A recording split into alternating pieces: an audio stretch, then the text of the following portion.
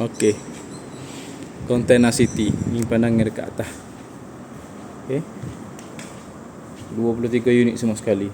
Ada lebih kurang 17 unit untuk F&B dan 9 unit untuk bukan F&B lah.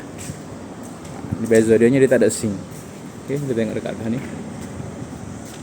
Ni dulu penuh. Memang ramai masa ni. Awak meja makan sini ke apa semua, okey. So boleh tengok. Sini ada 3 lagi. Dulu ada kedai routing sini. Kedai tempat private space bilik-bilik. Ni lah. Sini macam seminar room. Okey, kita tengok ni ada 2 lagi. 10-10.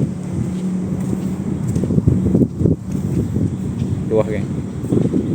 Okey. Kat bawah tu ni depan ni kita tunjuk.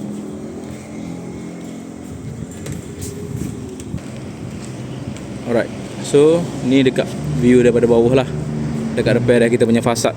Dekat depan boleh tengok. Semua barang-barang sini nak pakai apa boleh, nak suruh kita clear apa boleh, tak ada masalah.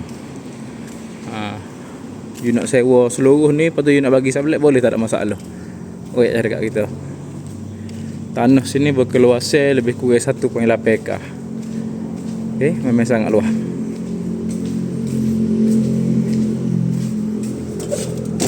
Koci. Dan ni dulu ada bilik aircon lah. Ni ada bilik aircon. Sini baru ada tangga satu lagi untuk naik ke atas. Ni bahagian bilik air. Okey. Boleh tengok dia punya bina estetik. Tengok dekat bawah ni.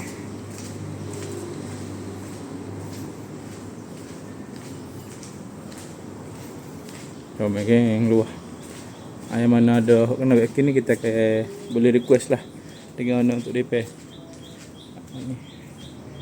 Lapu-lapu. Wah, boleh tahan letak meja sini nak buka meja. Alright, dan ni bahagian parking. Ni paling bagus sekali lah pada saya. Dengan tanah yang luas, kita ada lebih kurang 98 tapak parking dekat sini. Kita ada tanda juga 98 tapak parking. Sejauh mata memandang. Okey. Dekat belah sana kita ada satu tapak yang mana owner akan buat banquet hall lah. Tapi belum ada rancangan lagi nak buat bila. Kalau kata sambutan sini okey, kita akan buka. Right. So, kalau kata ada nak tahu lebih lanjut pasal maklumat tempat ni, boleh contact cepat mungkin. Kita berkata.